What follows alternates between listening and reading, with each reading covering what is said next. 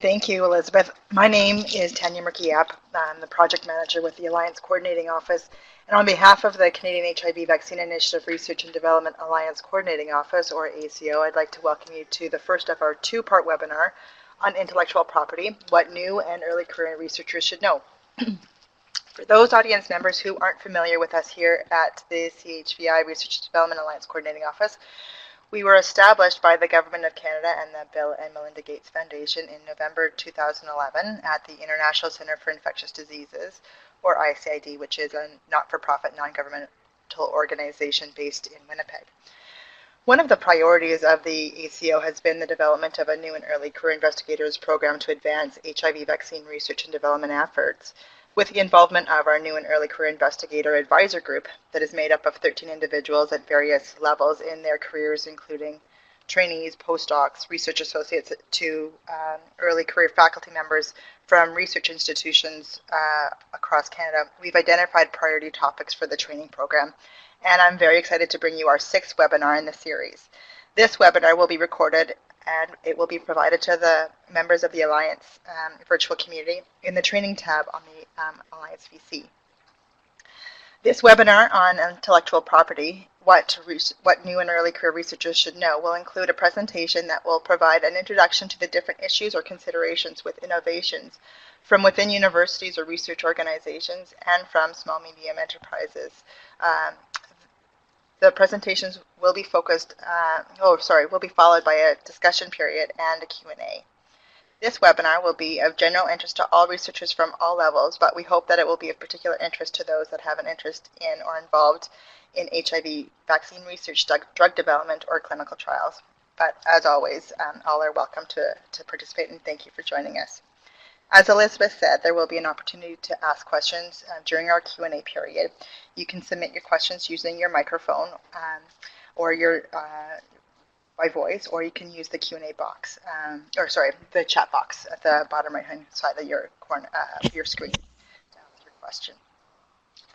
So I'm going to ask, just for out of curiosity, we just wanted to get a sense of our audience that's joined us today, and Elizabeth has put up a poll here, and we're curious to know what level are you currently working at in your career? Master's, PhD, postdoc, research associate, junior faculty, or other?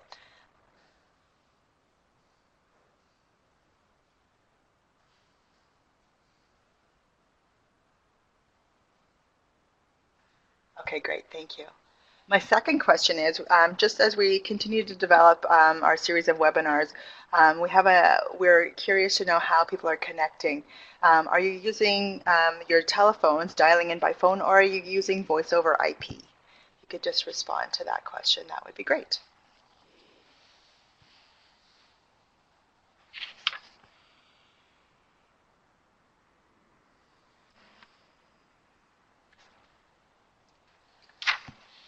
Okay, thank you. So it's my pleasure to introduce to you our speakers, Mike Williams and Robert Werboweski. Mike Williams graduated from the University of Manitoba in 1988 with a degree in Bachelor of Science Genetics Honors, and graduated from Texas A&M University in College Station, Texas, with a doctorate in biochemistry and biophysics in 1994. Following graduation, Mike was employed as a postdoctoral fellow with the National Institute of Child Health and Human Development at the National Institutes of Health in Bethesda, Maryland. In 1996, Mike joined Aid & Company as a technical consultant and successfully completed the Canadian Patent Agent examination so as to become a registered patent agent in Canada and the US in 1998. Mike's area of practice is biotechnology, and he has prepared and successfully prosecuted patent applications in USA, Canada, and foreign countries from pharmaceutical compounds, nutraceuticals, lotions, chemicals, compositions, medical devices, diagnostic methods, and recombinant DNA patents.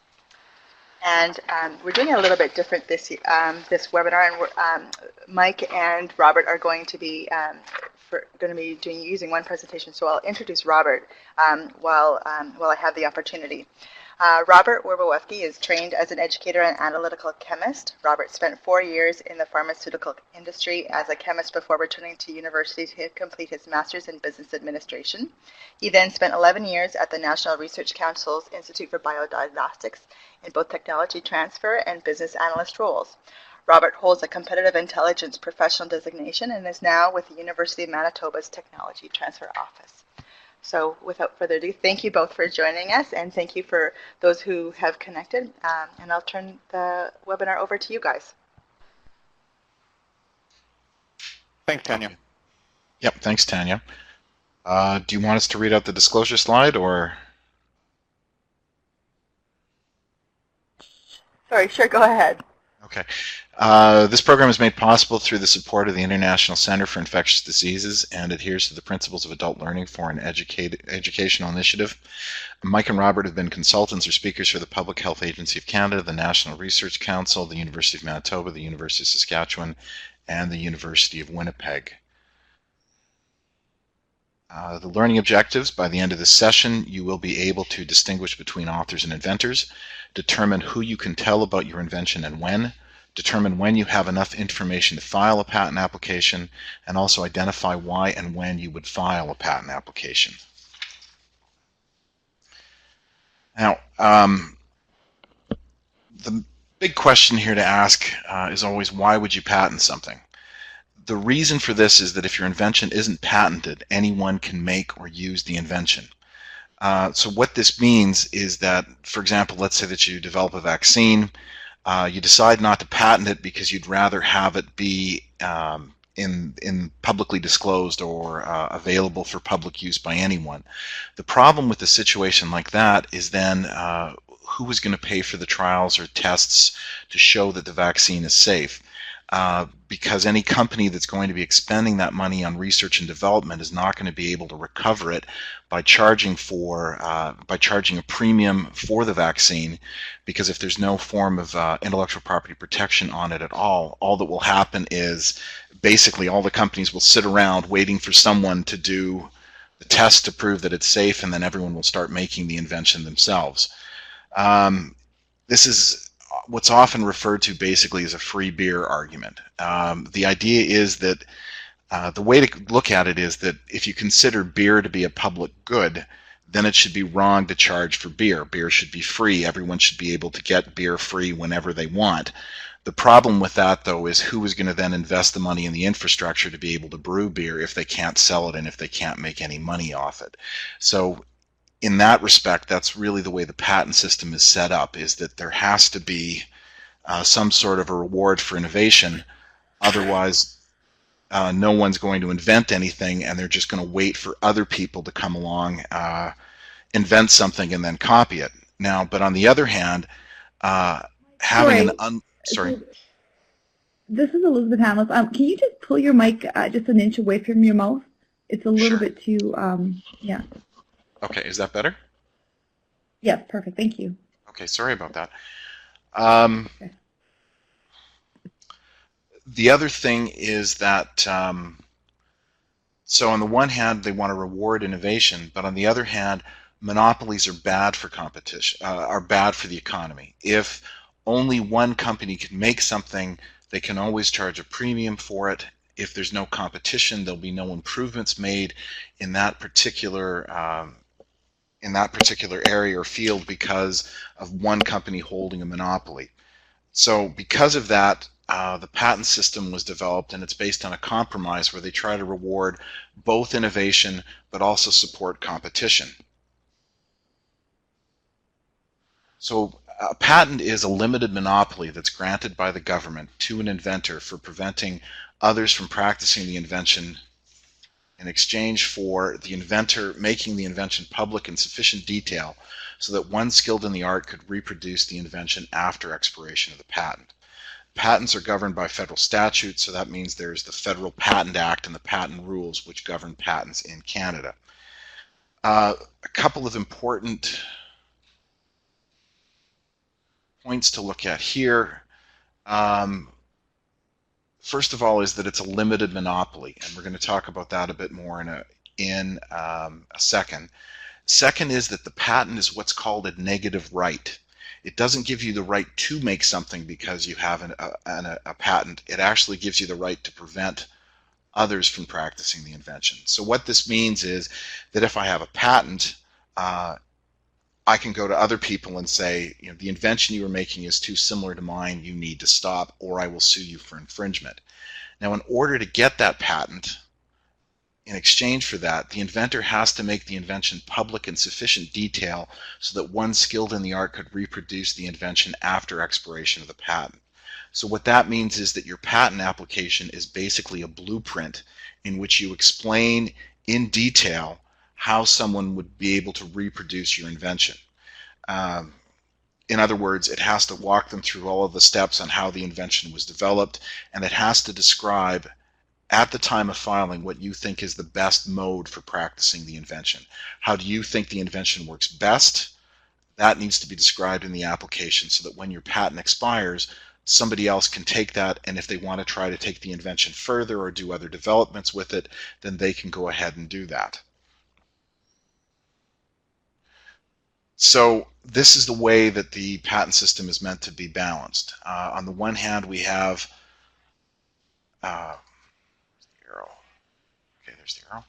on the one hand, as a reward for innovation, as a reward for making something new, you have a 20-year monopoly where no one can practice your invention for that 20-year period. And in exchange for that, you've made the invention public so that once the 20-year monopoly is over, someone else can go ahead and can make that product as well. Now, the other important thing to understand about patents is that patents stop at the national borders. So what that means is that with a Canadian patent, I can stop somebody from making my invention in Canada. I can stop somebody from using my invention in Canada. I can also stop them from making it in Canada to export it to other countries. And I can stop them from importing it into Canada if they've made it in another country. But what I can't do is, with just a Canadian patent, is I can't stop somebody from making or practicing my invention in the US or in Mexico or in Europe. So the rights for your invention stop at the borders of the countries where you filed for patent protection. Okay. Next, who owns my invention? Let's say then that you've developed an invention. Most people assume that because they've developed something that it's always automatically their invention. But that's not always the case. In actuality, it depends on the nature of your employment. If you work for the Canadian government, under the Public Servant Inventions Act, the Crown owns anything you invent. This is true even for something that you invent at home. So technically, under the Public Servants Invention Act, if let's say that you were working at for the Public Health Agency of Canada at the National Microbiology Lab, and you develop a tomato cage that you want to start selling, that you've made for growing better tomato plants, that you've made in your garage, technically under the Public Servants Invention Act, you have to disclose that invention to the federal government, particularly, I believe, to the minister, and get permission from them to proceed with filing a patent application on it, on your invention. Now, in most cases, that is waived almost immediately, and they almost always give approval for going ahead with a patent application on something that's not clearly related to your work. But it is important to understand that under this federal statute, you do have to disclose anything that you invent to your employer. Now, on the other hand, if you work for a company and are being paid to invent, you likely have an employment contract which states that any invention you create as part of your employment must be disclosed to your employer, and also that it is owned by your employer. Now, there's two important parts to that. First off is that if you are being paid to invent and you invent something, what you invent is automatically owned by your employer. If you don't have an employment contract, or if this is in your employment contract, there is no reference to who owns anything that you invent, then what would govern would be the local laws in whatever province it is that you live in, or if you're outside of Canada, whatever country you live in most provinces in Manitoba, the default situation is that if it is not stated, then the employer owns anything that you invent. Secondly, anything that you invent, in most cases, there will be a clause stating that you have to disclose it to your employer. The reason for this, of course, is that what they don't want to have happen is that you make a discovery at work, then immediately quit and go out and start your own competing company. So this is just another limitation. Basically, it's another way for the company to be able to prevent employees from leaving with valuable information. They can say maybe there wasn't an invention that you filed a patent application for, but there was still something discovered and you had to disclose it to us as a condition of your employment, and you've broken that contract by not telling us about it. Now in this third situation, I'm going to turn that over to Robert. So unlike a private company or the government, each university can set its own policy, and they do vary from the inventor owning immediately to sharing to the university and to the university ownership. It really depends on what your institution is, and in addition, it can also matter as to what grant who's funding the research you're doing or the invention was under. For example, NSERC Engage grants. If you're working with a company, the government's paying for it. For that specific grant, it belongs to the company that you're doing the project for. So it really varies from situation to situation, and you have to understand what your grant role is and what your institution's policies are. Okay. Mike, you can go ahead and... Okay. I think next now we have a polling question. Okay. So in which of the following situations do you think you would be considered an inventor? Check all that apply. 1, I made a suggestion that helped overcome a technological hurdle. 2, I did the majority of the research by following the instructions of my supervisor. 3, I supplied funds or material for experimentation. Just while everybody's checking off the boxes here, if we were determining authorship and asked those same questions, I think it's pretty clear that the people who did the majority of the research by following the instruction of the supervisor, that person would definitely be an author. The individual that supplied funds or materials for experimentation, depending on the agreement that they had, would likely also be listed as an author. And in most cases, a person who was just making a suggestion that helped overcome a technological hurdle may not have supplied enough or done enough to be an inventor. Now, however, as we're going to talk on the next slide, in terms of determining inventorship, doing the research by following the instructions of another does not make you an inventor, and also supplying the funds or materials for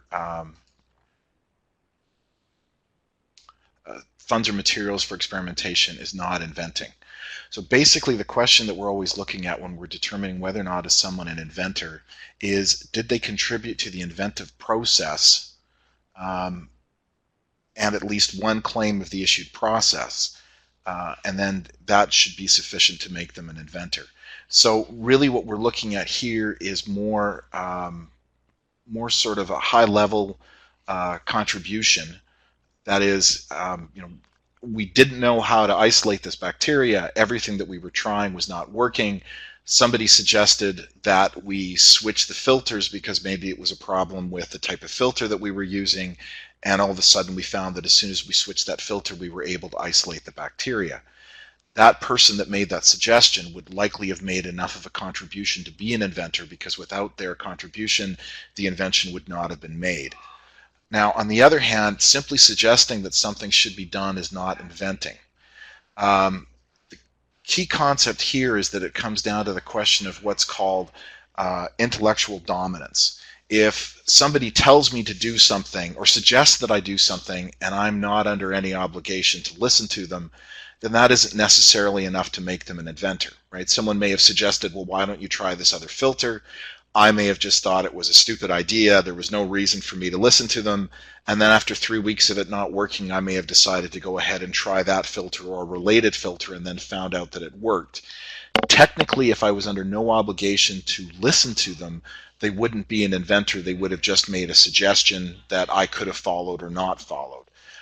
In actuality, it would likely be better to list that person off as an inventor, but because of this concept of intellectual dominance that some countries have, they wouldn't necessarily be an inventor.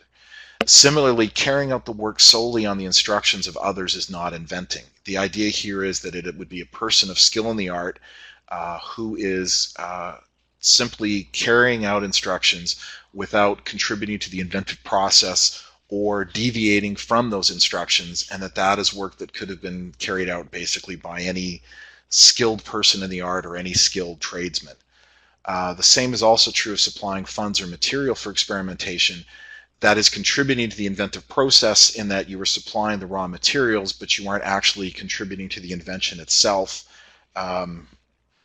basically because you aren't making anything, aren't overseeing anything. You're just basically supplying what is needed to make the invention, but not actually contributing to the inventive process itself. So the question always to ask yourself then is, could this invention have been made without this person's contribution? Could anyone have done what they did? So just to go back to the last slide for a second.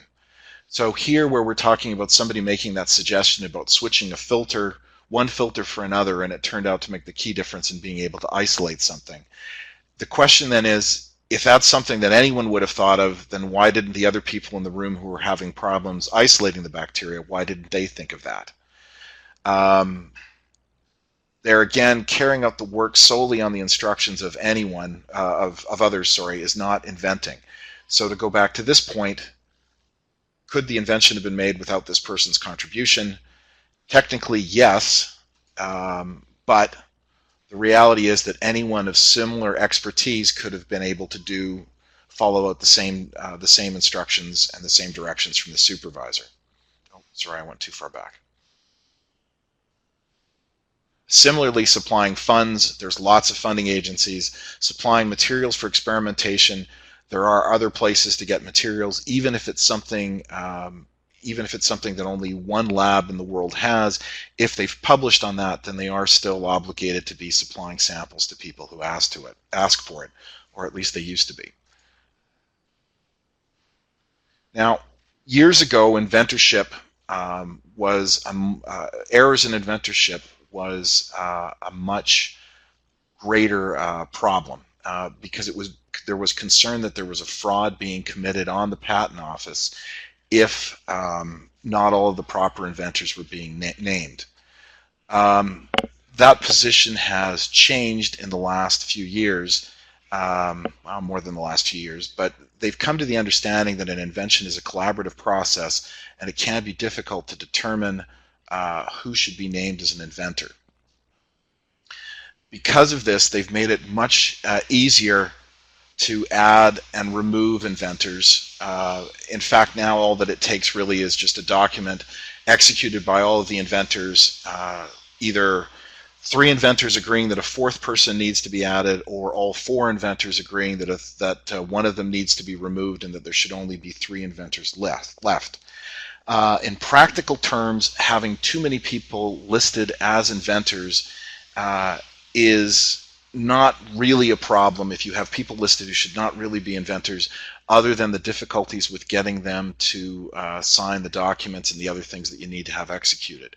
Having too few people or omitting someone who should be listed as an inventor is a bigger risk. Sorry, I have to put my phone on Do Not Disturb. That's a bigger risk because you run the risk that the person who is not named as an inventor will come out of the woodwork at a later date and say, this is a mistake, I should have been listed as an inventor. They can then petition to be added as an inventor, and the question then becomes who owns their rights. So generally speaking, it's better to err on the side of caution and have more people listed as inventors, or list someone as an inventor if they're sort of in that gray area where you're not 100% sure that they should be listed as an inventor. It's better to list them because it will cause less problems down the road if they challenge inventorship and are forced to be added, or can force themselves to be added as an inventor on your patent. And now we're coming up on the second polling question. Which of the following are patentable? A machine or device, a phrase or logo, a method of manufacturing an item, a theorem or algorithm, or a product?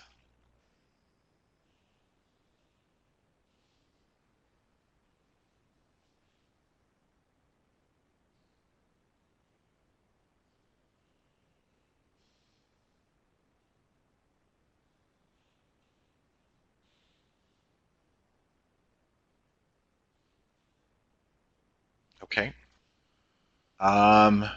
The answer is that, I guess if we can go to the next slide, generally speaking, a machine or device is patentable, a method of manufacturing an item is patentable, and a product is also patentable. Words, phrases, or logos are not patentable. Generally, phrases or logos are protected under what's called a trademark, which protects phrases or logos that are associated with doing business. Algorithms or computer programs are not protectable under the Patent Act. Computer programs, the actual code for a computer program, can be protected under copyright protection. However, though, use of an algorithm or a computer program in a method for doing something is a patentable idea. So, for example, let's say that I've developed an algorithm that analyzes a picture generated by Doppler radar, and then groups together different different pixels that are similar. Now, technically, that's just an algorithm that's just carrying out some abstract steps and is grouping things together in a picture, and there isn't really any application. There isn't really an invention at that point. It's really just an observation or a discovery. There isn't really a practical invention. But let's say then that I take that one step further and I say that actually what I'm doing is I'm then going to use these different groups that are put together to be able to use that to predict weather patterns and determine whether or not it's going to rain or whether or not there's going to be other changes in the weather pattern. I've got one question that's come up from someone saying that they're losing the sound. Is the sound okay for everyone else?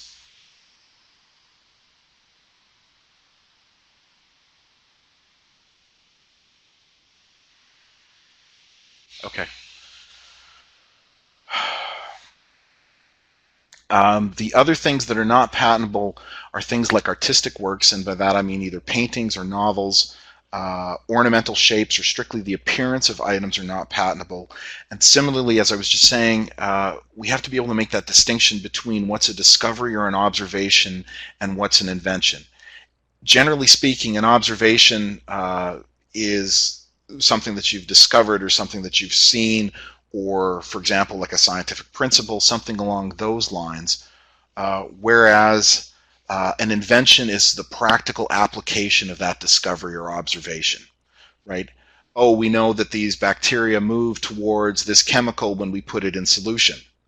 So then what we could do is we could use this by adding it to a solution when we're washing chicken carcasses or soaking something else where there may be bacteria, so that the bacteria will come off and will all congregate towards where the chemical is being released and get away from the other material that we don't want to have the bacteria infecting.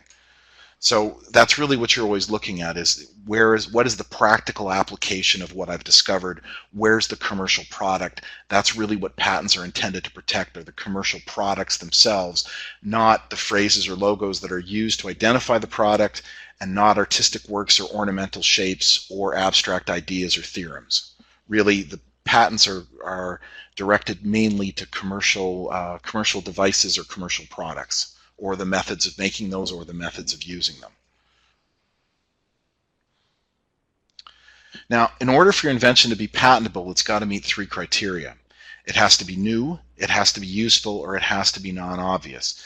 When we talk about new, the invention, that means that the invention has to be novel and not have been previously disclosed.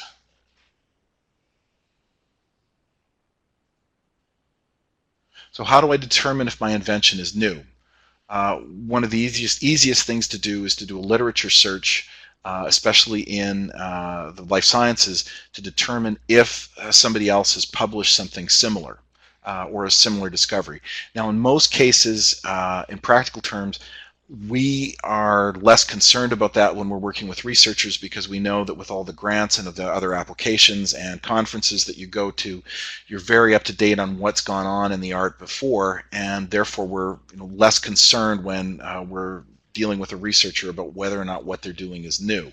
However, though, it's still also useful to be searching patents and patent applications, and I'm just going to turn it over to Robert for that point. Yeah, and I guess the next slide's mine as well. Yeah, this is from the Technology Transfer Office point of view. Mike's right in terms of we often rely on researchers to be familiar with their field and the literature search. However, there's always the problem when there's commercial entities out there, large pharmaceutical companies who are doing work, and they're not out there publishing or necessarily publishing what's out there. So, but they are obliged to patent if they want, or they're obliged to apply for patents which are published, and those are often missed, or I guess not, maybe not often, but I just always, it's kind of a pet peeve of mine, or to always suggest that researchers be familiar with what's out there in terms of patenting as well. Maybe next slide.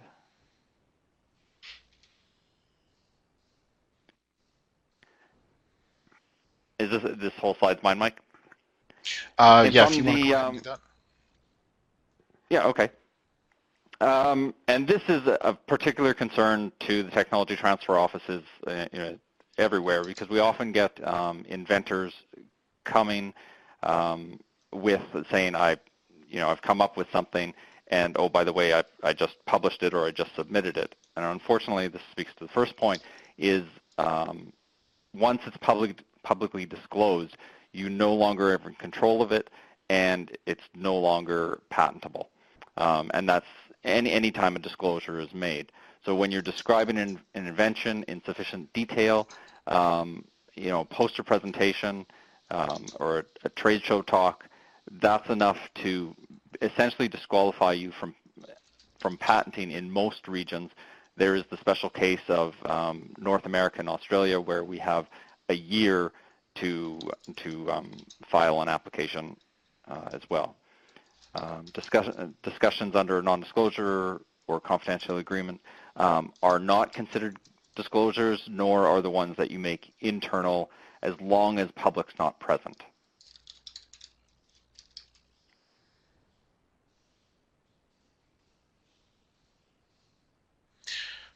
The other reason for looking at the patent database is because, as we're going to talk about in a few minutes in a bit more detail, but the other reason is that people tend to put a lot more detail and a lot more speculation in their patent applications, so that the disclosure that appears in a paper will a lot of times be much less than what would be disclosed or suggested or taught in a patent application. As I said before, the second criteria is that it has to be useful, which means that it can't just be an observation or a theory. We have to have a practical purpose. The Canadian Patent Office has recently taken the position that computer-based methods are not anything that's strictly based on a computer is not a patentable subject matter. But there has to be something that ties it to the real world, or has to be a real world application. If there are results that are being analyzed by a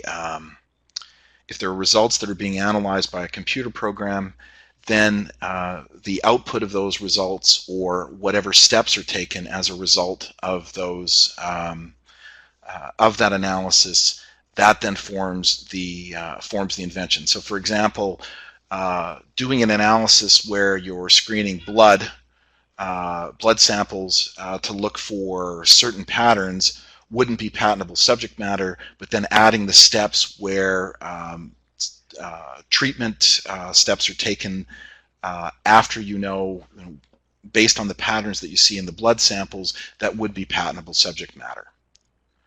Now, the third criteria is typically the one that's the hardest to reach or to meet these days, and that is that it has to be non-obvious. That means that there has to be a degree of inventiveness or cleverness involved.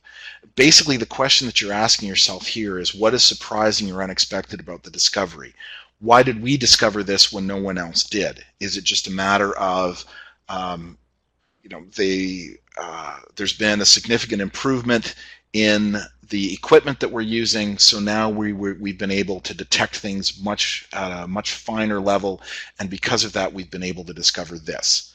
Or is it really something where you've gone against the grain or done something unexpected or surprising, like the example that we had a little while ago about using a different membrane or a different filter to try to isolate bacteria, and then finding out that that works much better for isolating the particular bacterial strain that you're interested in. So that would be something surprising, right? Everything else had taught using a specific type of filter, you used something different, and then that enabled you to get the result. Now, obviousness has become a much bigger issue in the patent field in the last few years. The rule used to be that everything was obvious to try, but there was no guarantee of success. So what that meant was that the onus used to be on the patent examiner. The patent examiner used to have to go out and prove to us that it was obvious that what we were doing would have worked, because if A worked and B worked and A, B, and C are all similar, then it would be obvious that C would work as well. But the patent office had to the onus was on the patent office to convince us of that fact, or to provide enough evidence to prove that fact. And our argument the argument that we could always make was that it may have been obvious to try, but that there was no guarantee of success. Now, that principle has changed in the last couple of years, and now the standard is that everything is obvious to try with a reasonable expectation of success, absent evidence to the contrary. So what that means is that if A and B worked, then of course it would be obvious to try C, and of course it would be obvious to expect that C would work as well. So because of this, negative results and comparisons are very important data to include in a patent application. So failures can be used to establish that the invention was not obvious. So that obvious was the first thing you thought of trying, but when that didn't work, you didn't quit but thought of trying something else. So for example, going back to the ABC example, let's say that when I tried A worked, B worked, those were known from previous research. When I tried C, C failed, but rather than giving up and thinking that the only members of the group that would work would have been A and B, I also tried D, and then it turned out that D worked as well. So my argument there with the patent office would be that it wasn't obvious that D would work given that C had failed. Another example of this would be if I tried A and B, and then when I tried C, it turned out that C was a much better, let's say, antibiotic than A and B, even though they were all members of the same general family, and the general consensus was that all three of them were equal in effectiveness. So in that case, then what I've got is I've now got something surprising, because if everyone knew that C was that much better than A and B, they never would have bothered using A and B. Everybody would have used C. So there again, that's my unexpected result, or my surprising thing, right? Is that A and B were thought to be the same as C, but it turns out that C is actually better, so therefore I should be able to protect the use of C. Okay. Now, in general, patent application has three main sections. It has an introduction, which is a background of the invention. This section isn't mandatory, and you do see applications that don't include it. But in most cases, I encourage people to put in a background section because we can use that to try to establish novelty. So in the case of A and B, my A and B, but C is better than A and B example, what I would do in that case is I would put in the papers that talk about the effectiveness of A and B, and I'd put in reference or a description of any other papers that talk about A and B and C all being members of the same family and being thought of as having the same activity. So basically here what I'm trying to do is I'm trying to use this section to set things up to explain how my invention is non-obvious and also how it's necessary, that it's something that's filling a need that has not been met. The detailed description is the section that's most like a research article. That's where we'd include the discussion on results and materials and methods, and also those speculation on ways the invention could be modified or other equivalents that could be substituted into the invention. So, for example, if I'd done testing with C and had shown that C was better than A and B, then I might want to speculate on what activity compound D would have, that D might be better than C or might be the same as A and B. Ideally, as we're going to talk about in a minute, I'd want to have results on D as well, because if I don't have results on D, I'm not likely going to be able to claim those. From a legal standpoint, the most important section of the patent application is the claims. That's what defines the scope of the invention, and that's what says my invention is this, and anyone that carries out these steps is infringing my invention. Okay. Now, writing a patent application is in some ways like writing a grant application, but the tone is generally completely different. Research grants are generally written to demonstrate that previous work indicates that these experiments to be funded will be successful. So the argument that you generally make in a research grant is all of the work that's been done up to this point has led to these next series of experiments that we are going to do, and they are going to work, and it's going to prove that this is correct. Now, a patent application would be discussing those same results, but you'd be writing that after you had the results from the experiments that were discussed in the grant application, and then there you would want to discuss why things had worked or may not have worked, but it was surprising that they did, or what results that you had were unexpected, or other things along that line. Basically, what we're trying to do here again is that we don't want to be saying that it was obvious that all these things would work and now look what we've discovered, but explaining different ways on how the experiments could have gone wrong, or experiments that did go wrong, things that led away from this discovery, and then also focusing on what new things you can do because of what you've discovered. Now, comparing a paper versus a patent application, in many cases the patent applications that I set up are based on a research article. I will take the article and, as I said, put the results, discussion, and the materials and method in what I call the detailed description section of the patent application. Generally speaking, though, the patent application needs to go beyond what's in the research article. Typically, a research article will let the data speak and will rely on anyone reading the article to review the figures themselves, determine whether or not they believe what they're seeing in the figures, and also to review the discussion and everything else and make up their own mind about what the paper means. Research articles are also reviewed by a panel of experts before they're published, who provide their comments on what needs to be improved for the paper to be publishable. Patent applications, on the other hand, are reviewed by a patent examiner, who generally has only a few days to review the application, do a search, and then issue a report. The examiner may not be an expert in the field, so consequently it's important to explain what the data means. So in that case, we would make sure that we were describing not only what the figures showed in the application, but also the implication and how that could be used practically, or what principle of the invention that these particular experiments proved. Speculation on what the results mean, or more specifically on what the results may lead to, is absolutely critical. So you may have in vitro data showing that this compound can be used to treat certain types of cells in culture. We would then, of course, want to extend that to say, not only does this mean that you could treat it in vitro, it also means that this compound will be an effective treatment in vivo.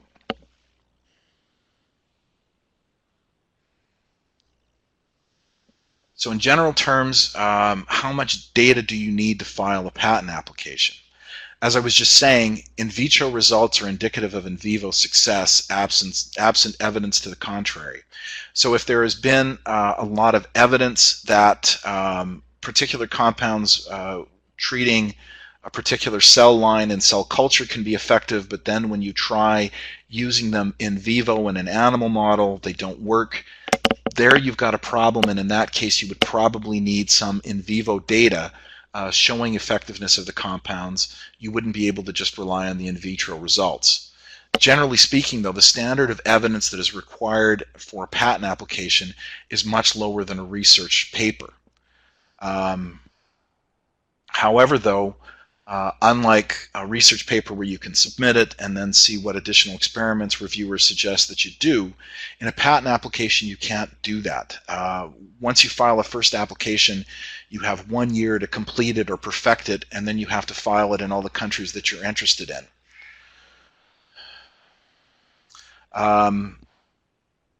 So you have that 1 year period where you can put information in, but once that 1 year period is expired, you can't put in more data. You can also only protect what you've reasonably demonstrated. And I think that brings us on to polling question number 3. Can you protect a group of compounds by showing that one member of the group is effective?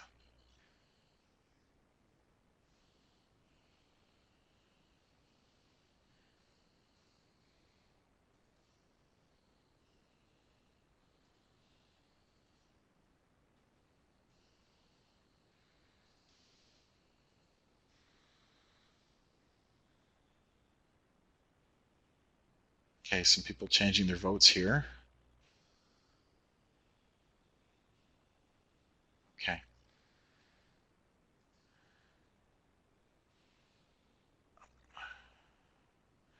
The answer is, generally speaking, again, is that no, you can't. The current trend with the patent offices is that if you've shown that one compound in a member of a much larger group of compounds, or even a slightly larger group of compounds, all you've really shown is that that one compound works. So that if you know that A works, that doesn't guarantee that B and C will work.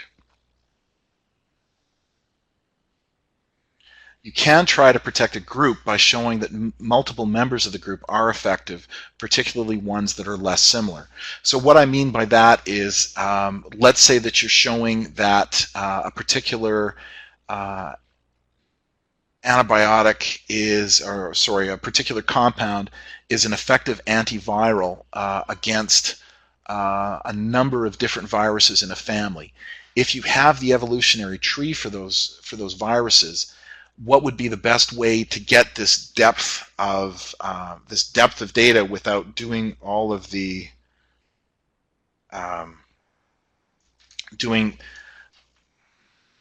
getting this depth of data would be to pick a few viruses to test that were closely related to the one that you've shown it works with, and then some others that are more evolutionarily distant, so that if it works, you can then sort of circle all the spots on the tree that work and show the ones that don't work, and you should be able to get a pattern there showing that everything encompassed in this pattern should be treatable, whereas the ones outside would not be. That's still a little bit of a risk. In most cases, the best way to be sure is that is to take the position that anything that you have data for, you'll be able to protect. Anything that you're speculating on whether or not it will work is less likely to be something that you can protect. Now, I've just gotten a question here. What if it is only a combination of compounds that is effective, like an antibody? So in that situation, I don't know if I'm going to be exactly answering your question, but I'm going to go ahead and try.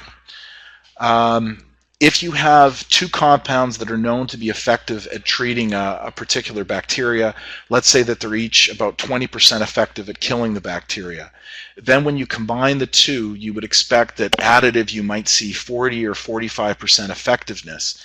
But let's say then that when you combine the two, you find that you get a synergistic effect where you get something that's more than the sum of its individual parts, and both compounds together are now 80 or 90% effective at killing the bacteria.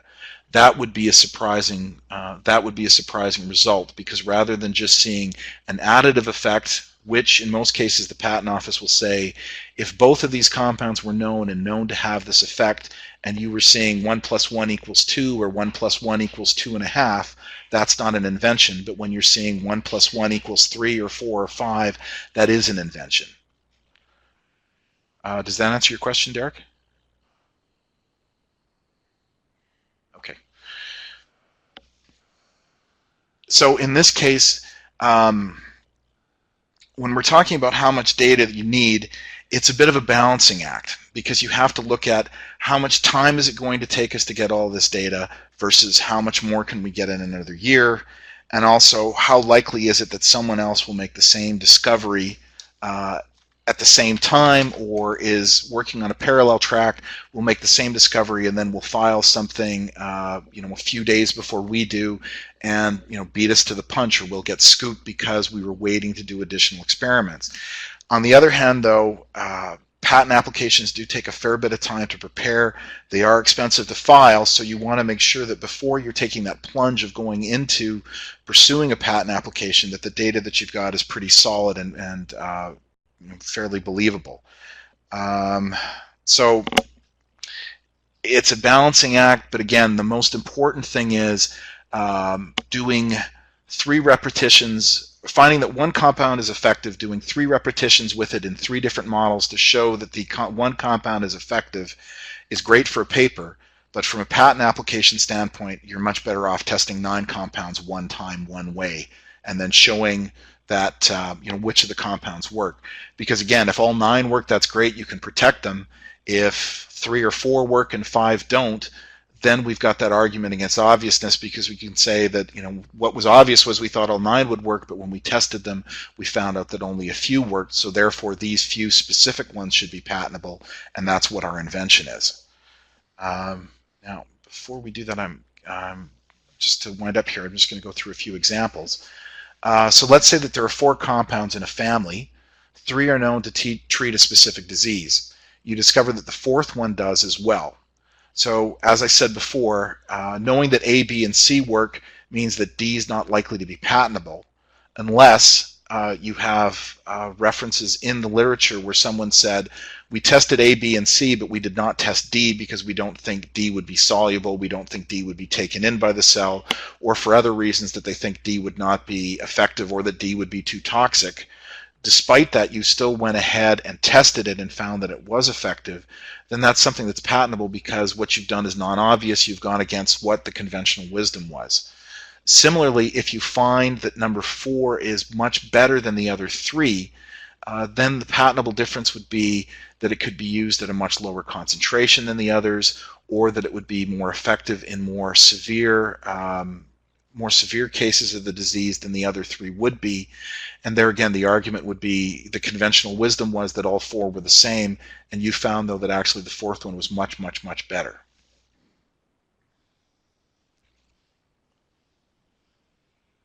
Now, as another example, which we touched on earlier as well, if a compound's been shown to be effective in vitro but was not previously shown to be effective in vivo, and you've done the in vivo testing, is that a patentable discovery? Likely not, unless there's reason to predict that it would not work in vivo. So again, if there have been other compounds that have been shown treating this specific disease that have not been effective in vivo, either because of difficulties of getting it into the cells, or the treatment breaking down in when administered to animals, that the compound is degraded rapidly or otherwise becomes ineffective, then and yours overcomes all of those problems, then you may have something that's patentable. So just in closing here, I've put up some slides or some web links where you can get more information. The first is our website that has a number of information documents on it for general intellectual property. It also has some information on how to do your own patent searches, discusses things like trademarks, trade secrets, and designs in more detail than we've done here today. I've also put up the websites for the USPTO, the US Patent and Trademark Office, and the Canadian Intellectual Property Office, both of which have searchable online sites, and they are searchable databases for searching published patent applications and issued patents. They also have information on intellectual property. And then I've put up a link for Google's Google Patents website. This one is, to my mind, it's the problem with the Google database is it doesn't cover as much as USPTO and CIPO does, but the big advantage that it has is that you can get the US Patents Office a single PDF and not have to download additional software like you do off uspto.gov. So if you're wanting to do a bit of a search and take a look at some patents, I would use googlepatent.com. Okay, so I'd like to thank everyone for their attention, and if anyone has any questions, I'd be happy to try to answer them.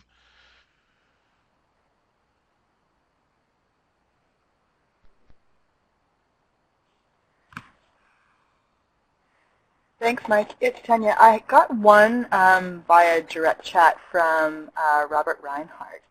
And his question is, in Canada, is a business method patentable? The current trend is no, that methods of doing business are not patentable, but it depends on exactly what it is that you mean by a method of doing business. Things like Amway, where you have multi-level marketing, ideas like that are considered to be strictly abstract theorems or ideas and are things that aren't patentable. But if your method of doing business is, I have a machine that's better at making this device and we're making this product and it makes it more quickly than the other devices, and that's what I'm selling, then that is still technically a method of doing business, and that would be something that's patentable. So it really depends on how the idea breaks down. The reason in most cases that things like the multi-level marketing are not patentable is because they say that the success depends on the individual, that an individual who works harder at it will be more successful than someone who isn't as committed to the idea, and that because of that you're getting unpredictable or unreproducible results, and that is that's something that they say then makes the method non-patentable. Something that's become more modified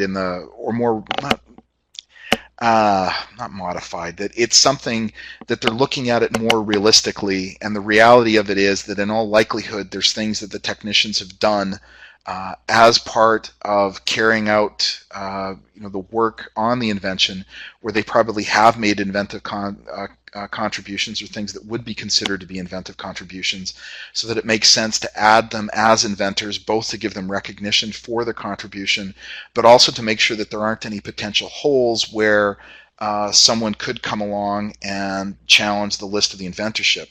The issue isn't so much getting the patent declared invalid these days, as there was a case about 10 or 15 years ago in the US where there was a company that was suing, Company A was suing Company B for infringement, and then what happened is during the court case, a consultant who had worked for Company A came out of the woodwork and said, you know what, I've looked over this patent that you guys filed.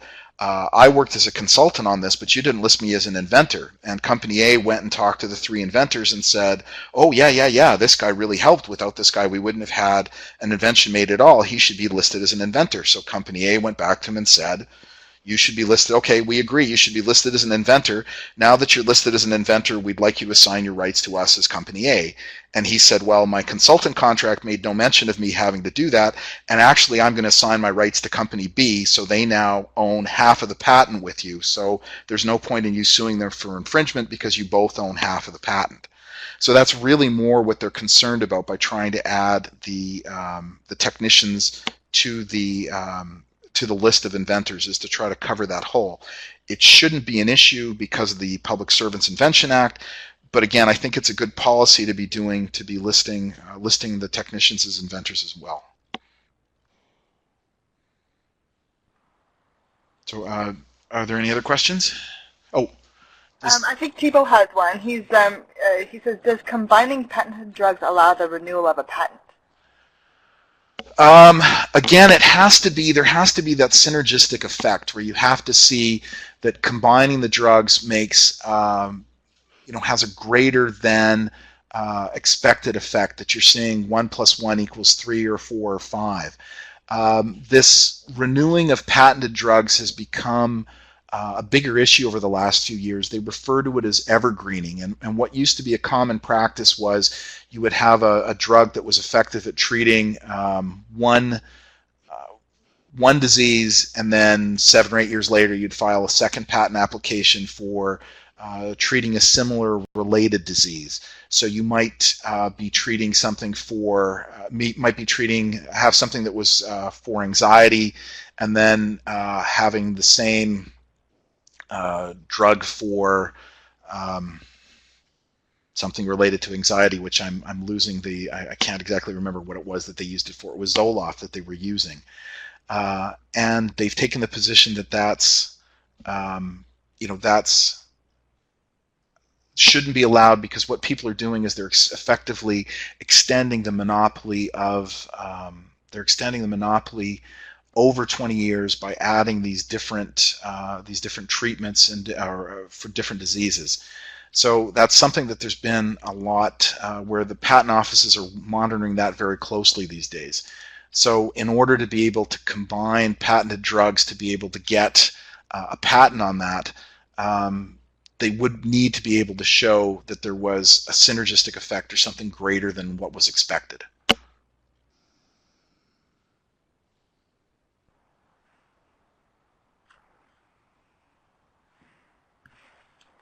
Okay, Mike, we got one during the registration process, and you about potential concerns of publishing before patenting and bringing assays to market. Can you speak to that at all? What was the last bit? Bringing assays to market.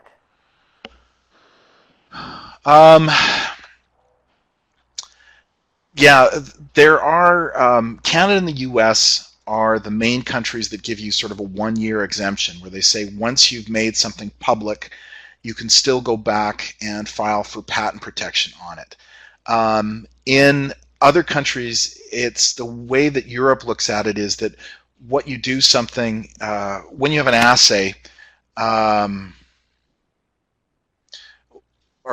when you've released something to the public, you're then attempting to see if there's a market for it. Let's say that you're selling it at a certain price point.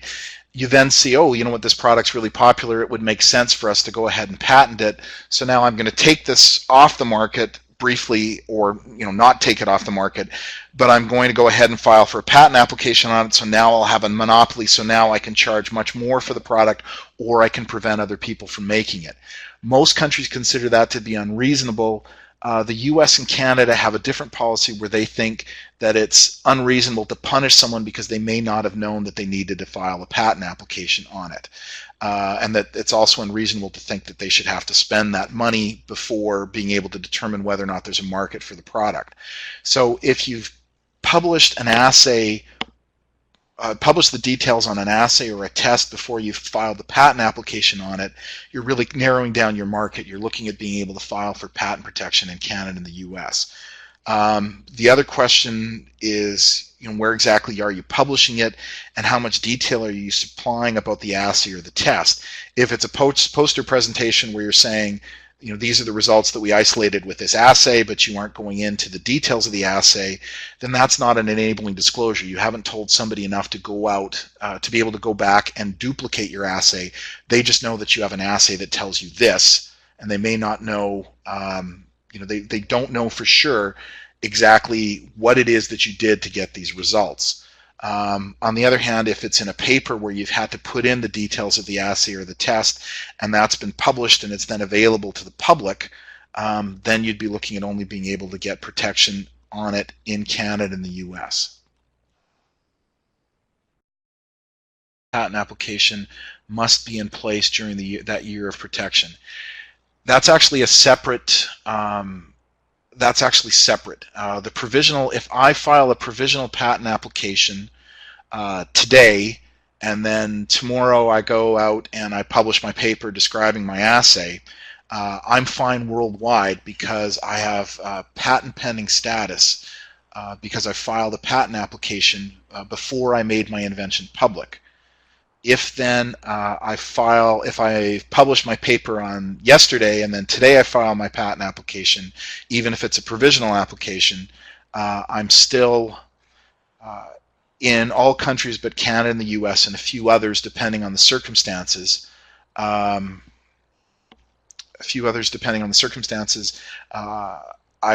lost my rights.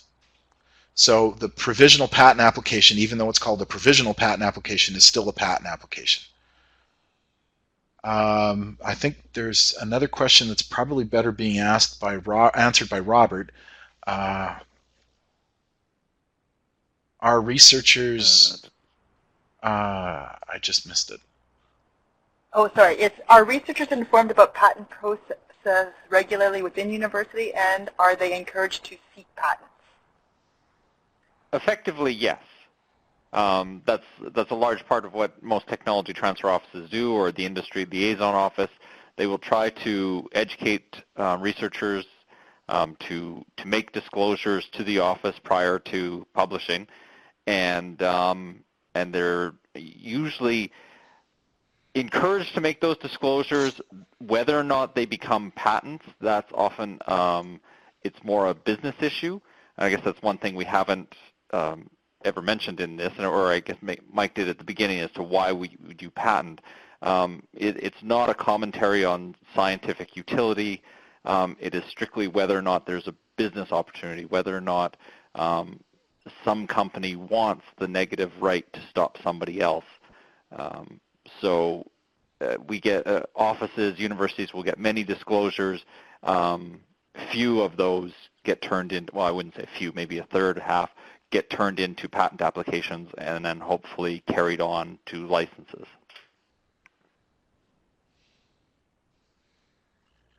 Okay. Thanks, Robert. Yeah, Robert Reinhardt has a question.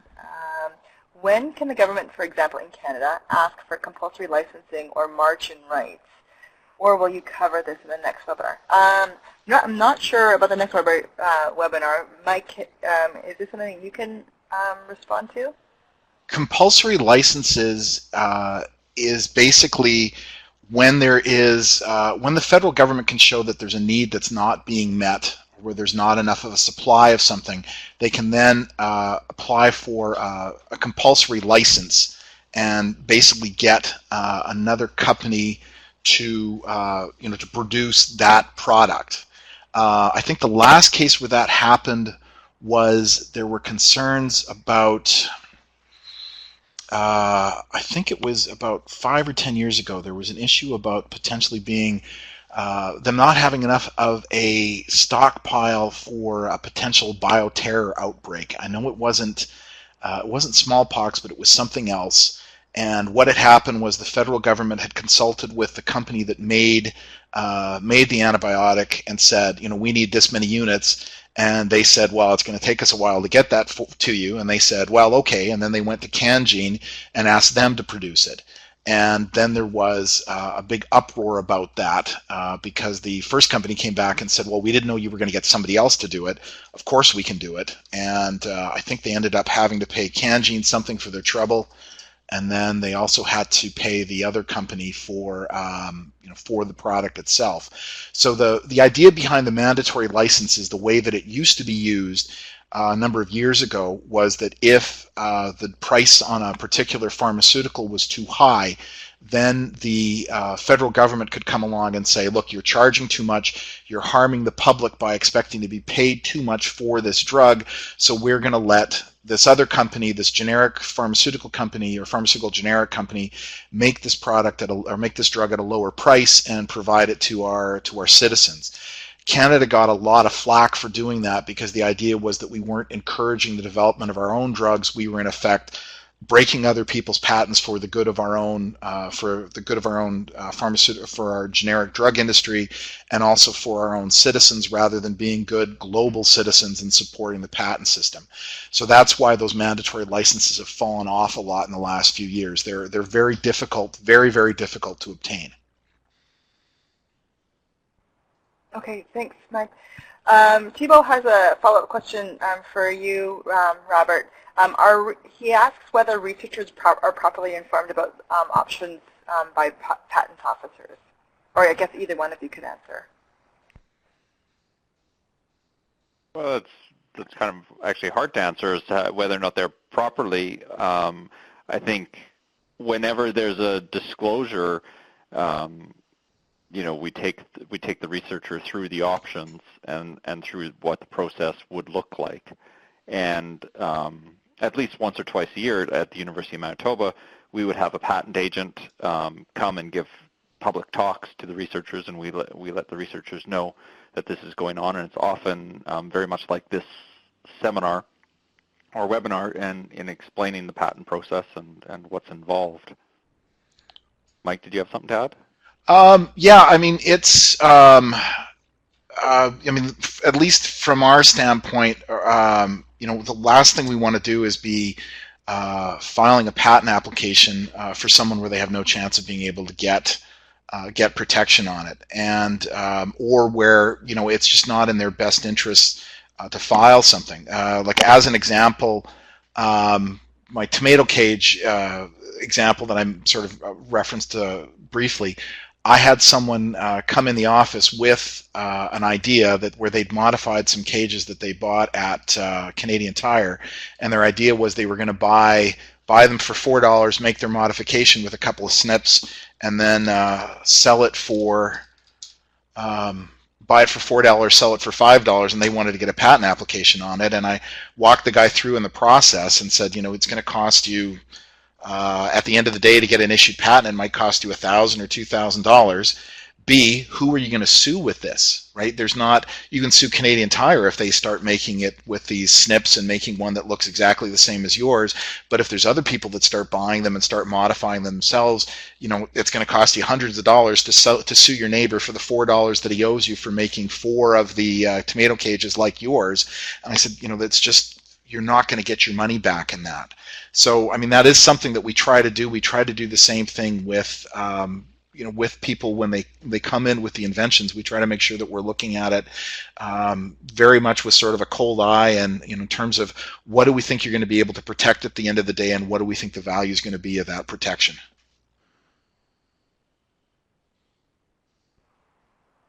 Okay, great.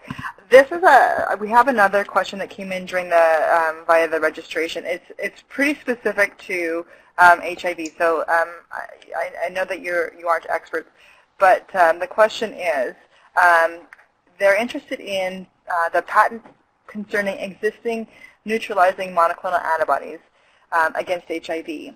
Interested if patents could be filed if they were to discover new neutralizing antibodies that may have similar epitopes as existing neutralizing antibodies. I know that's a really specific question, but just if you... No, I'm good with that one. The generally speaking, what they want to know, monoclonal antibodies, this is sort of something in a bit of a flux right now. It used to be that you could get patents at any time for monoclonal antibodies just by saying that the amino acid sequence of the antibodies was different, therefore you've developed something that's different. The trend now seems to be away from that, and what they want you to be able to show is that your antibodies have a different property or a different feature. So what you would need then is you would need a comparison between your monoclonal antibodies and the ones in the prior art to be able to, or the ones that were already known or published, and to be able to show that there was differences. Beyond the sequence level, you'd have to be able to show that yours was quote unquote better in some way. So even if they're recognizing the same epitope, if yours is recognizing it much more tightly and is better at neutralizing than the other antibodies, then you would be able to get protection on it, but you'd need to have that comparison, preferably in the application. It is something that most countries will accept sort of as proof after the fact, where you do a comparison and say, you're saying this is the same as mine, but here I can show you that they're different. But the advantage of having it in the application at the time of filing or before you're going into filing is because then it's the same thing. We're not spending thousands and thousands and thousands of dollars and a lot of time to get down to the end of the day where the patent office says, you know what, it's not patentable because it's the same thing.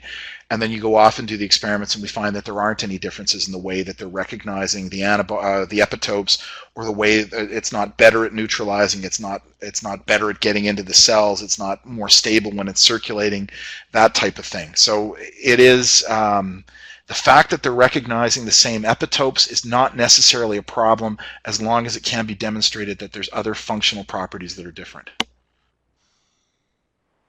Okay, great. I think I have one last question. And it's a general question.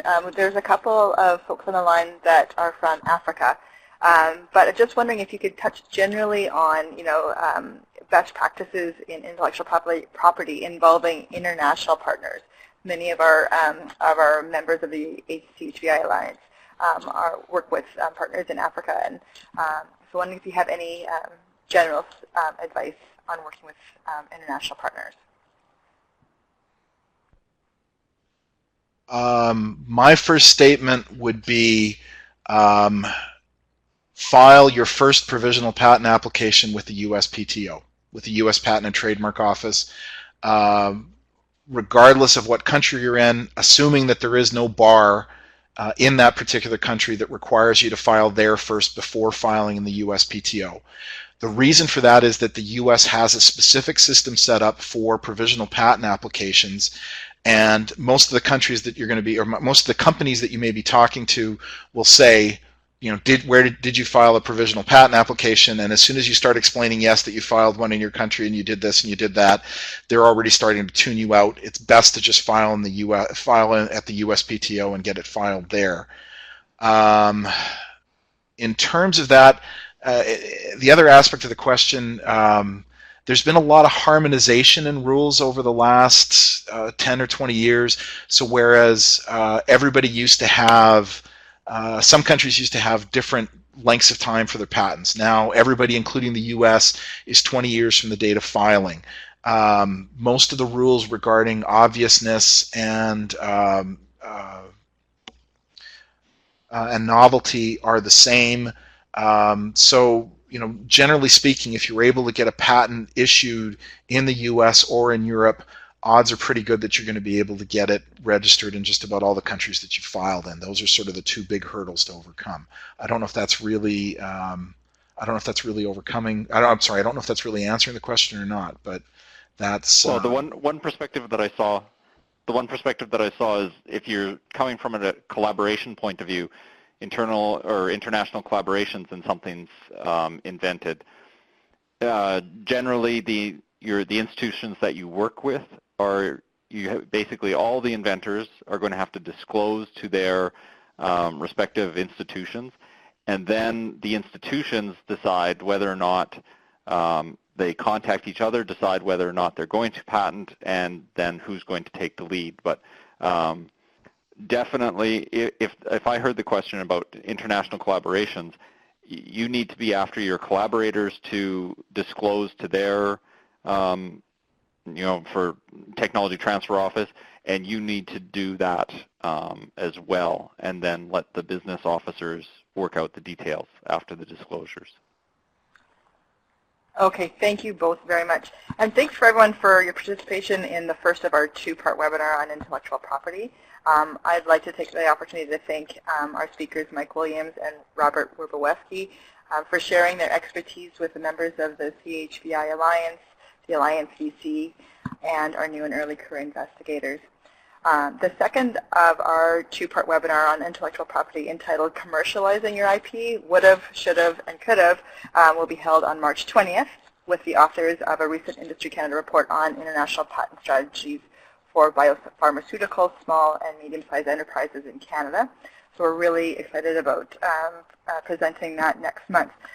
I'd also like to take the opportunity to thank Elizabeth Hanlis, our instructional design consultant, for her work in facilitating the webinar.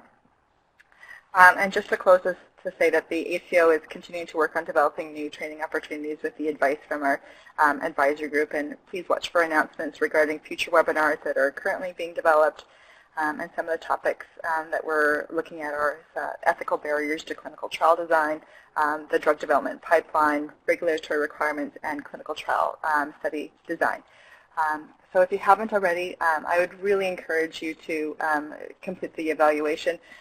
The discussion and the questions during our Q&A period were fantastic. It was probably the most engaged Q&A and webinar that we've had so far. So I'm really pleased, and I'm really looking forward to looking at your feedback. So thank you once again for your participation, and I hope you enjoyed it, and we look forward to having you participate in our one next month. Thanks very much. Thank you, Mike, and thank you, Robert, for your presentations. Very good. Well, thank you. Thank you for hosting us. Goodbye, everybody.